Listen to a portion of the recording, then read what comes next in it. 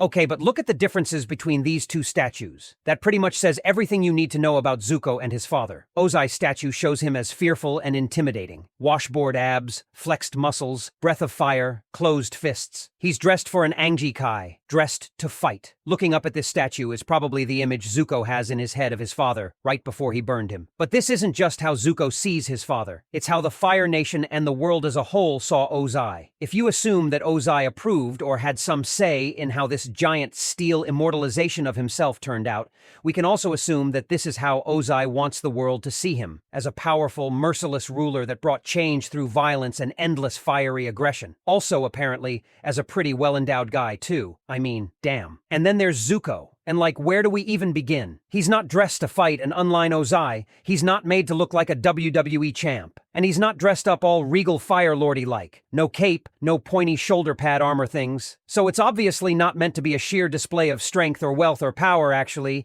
He's wearing something that looks a lot more like casual traveling clothes, similar to what he wore while traveling with the gong and a lot like the clothes in the Old Friends poster. But then the fire. This is the most important part. Look at how he's holding it. The opposite of Ozai's, Zuko's fire is not a means to attack or destroy. It lights the way.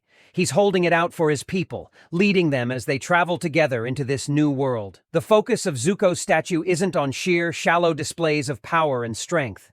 Zuko's statue shows the legacy of hope and change he left behind. Oh, Zuko's strong, certainly. You can tell that in his stance and the poised way he holds his head, his crown, and the beacon of fire. But unlike Ozai, Zuko never relied on physical strength or intimidation, and that is what made him different. We don't really know how involved Zuko was with this statue, but I think it's safe to assume that it would have had to have his personal seal of approval. I'd like to think Zuko vetoed a lot of designs before they came up with one as subtle but powerfully fitting as this. This is how the world sees Fire Lord, and now Peace Ambassador Zuko, and how Zuko, in his later years, has come to see himself. And when you think about how goddamn terrified that newly crowned 17-year-old was of becoming just like his father, it's really powerful to see, in the end, that these two, father and son, predecessor and heir, couldn't have been more different.